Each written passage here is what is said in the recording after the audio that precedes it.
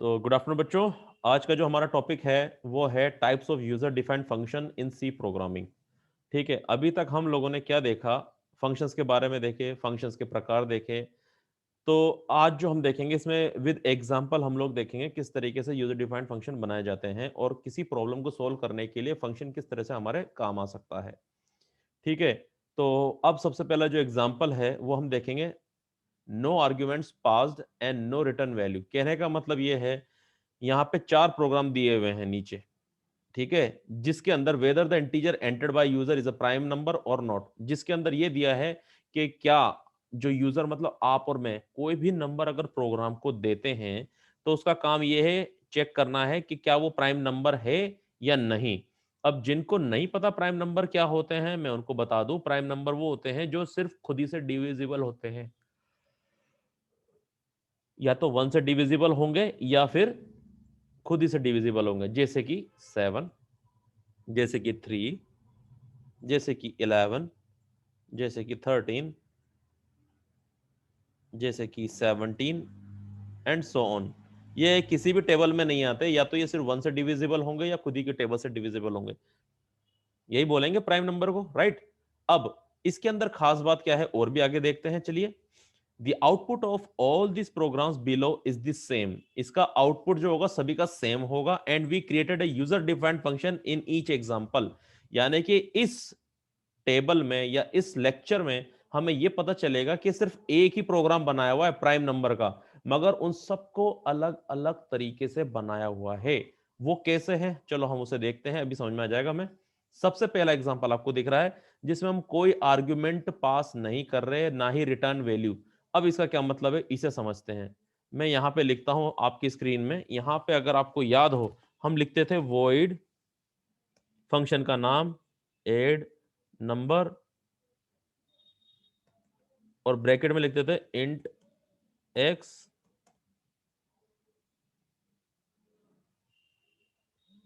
Int Y.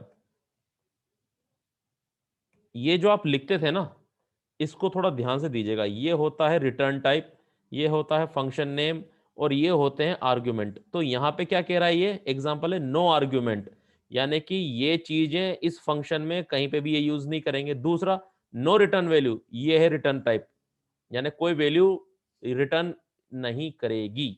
ठीक है, यानी कि वॉइड मतलब क्या है, कोई वैल्यू रिटर्न नहीं करेगी, इसका मतलब ये होता है वॉइड का मतलब। तो नो रिटर्न वैल्यू का मतलब जब भी दिमाग में आ जाए तो समझ जाना वॉइड यूज करने वाला है बंदा।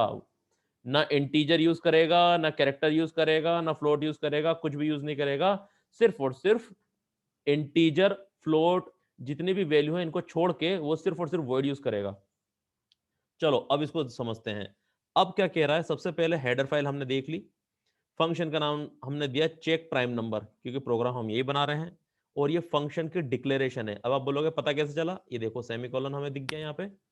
फिर मेन फंक्शन, हमें सबसे पहले जो कंपाइलर होता है वो मेन फंक्शन को ढूंढता है।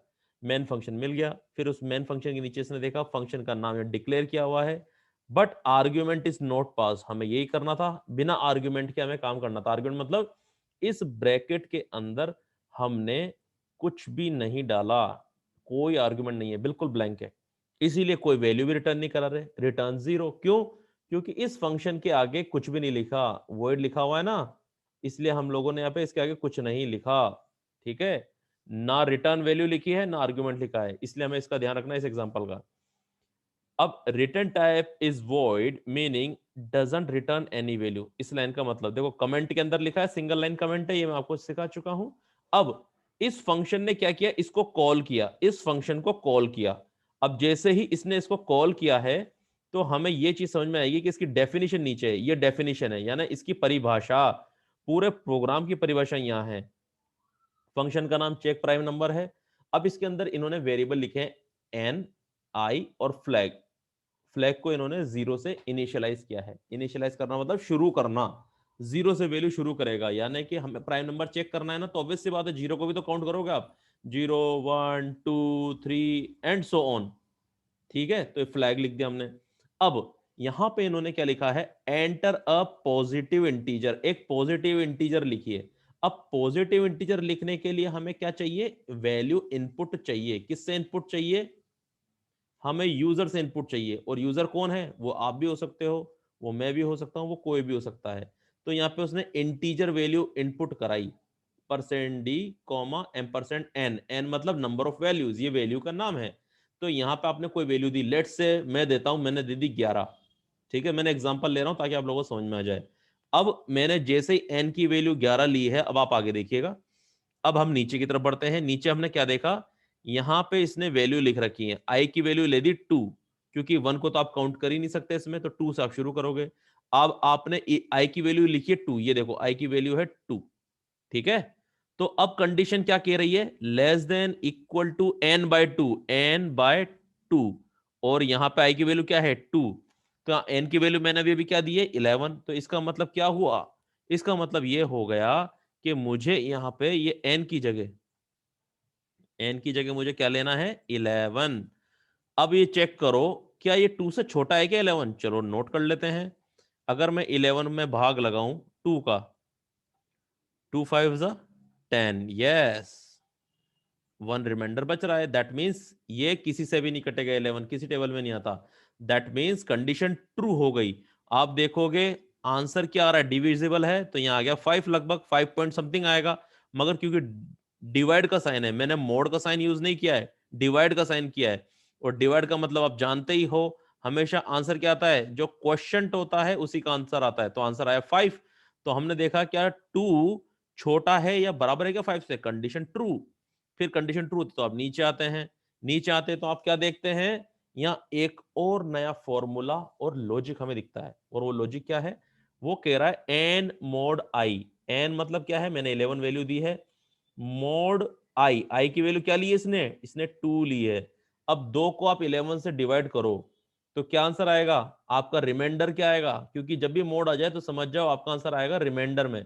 तो रिमाइंडर में आपका आंसर ये देखो सामने मैंने यहाँ पे कर रखा है, देखो टिक मार रहा हूं मैं एकदम राइट में, इसका मतलब यहाँ रिमाइंडर आ रहा है 1, तो आंसर आया 1। ठीक है, इसने कहा अगर एन मोड आई की वैल्यू अगर 0 आती है तो आप लिख दोगे फ्लैग 1 प्रिंट करा दोगे, अदरवाइज कंडीशन फॉल्स हो गई तो आप सीधे बाहर आए। अभी क्या कह रहा है, फ्लैग की वैल्यू क्या आ रही है 1 आ रही है, मतलब रिमाइंडर की वैल्यू 1 आ रही है, तो आपका लिखा हुआ आएगा %d, यानी कि जो वैल्यू आपने दी है 11 is not a prime number. मगर यहां पे इसकी वैल्यू क्या है, इसकी वैल्यू आई है 1, दैट मीन्स वो यहां पे प्रिंट आएगा। ठीक है, तो यहां पे लिखा आएगा %d मतलब 11 इज अ प्राइम नंबर। ये वाली लाइन रन नहीं होगी, आपकी लाइन सीधे ये वाली रन होगी, क्योंकि कंडीशन फॉल्स हो जाएगी। ये बात समझ में आ गई? फिर से मैं समझाता हूं, जिनको नहीं समझ में आई फिर से देख लेते हैं हम लोग। अब मैं कुछ और वैल्यू लेता हूं, फिर से देखिए आप।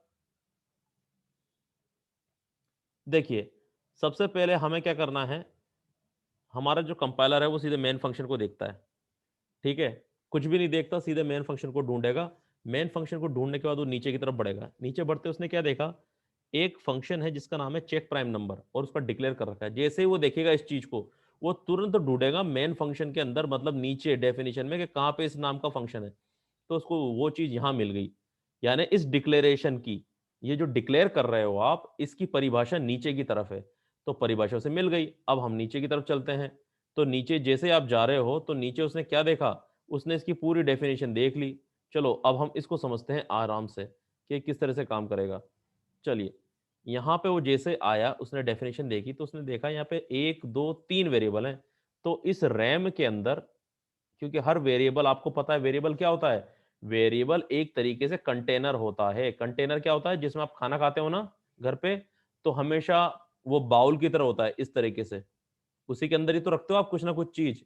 तो ऐसे ही ये एक वेरिएबल इस तरह से होता है, वेरिएबल को मैं वी बोल रहा हूं। वेरिएबल एक तरीके से कंटेनर होता है जिसके अंदर आप वैल्यू स्टोर करते हो। ठीक है, तो यहाँ पे 3 वेरिएबल हैं, एन, आई और फ्लैग। ठीक है, तो अब इसने कहा enter a positive integer. Positive integer मतलब -4, -2, ये नहीं अलाउड, ये अलाउड है ही नहीं। ठीक है, तो हमें पॉजिटिव वैल्यू लेनी है। तो पॉजिटिव वैल्यू लेने के लिए आपको क्या करना है, कुछ नहीं करना, आपको सिर्फ वैल्यू दे देनी है यहाँ पे स्कैन में। लेट से मैंने दे देता हूं मैं 7, मैंने वैल्यू दे दी 7। चेक करते हैं 7 क्या पॉजिटिव इंटीजर मतलब प्राइम नंबर है या नहीं, ये देखते हैं। अब इसने वैल्यू को इनिशियलाइज किया फॉर लूप को इनिशियलाइज किया, क्योंकि हम ये पहले पढ़ चुके हैं। आई इक्वल टू 2, आई की वैल्यू है 2 यहां पे, ठीक है, less than equal to n divide by 2। n divide by 2 मतलब क्या हो गया, 7 डिवाइड बाय 2। और हमें पता है जब हम 7 को डिवाइड करते हैं तो आंसर आता है 3.5।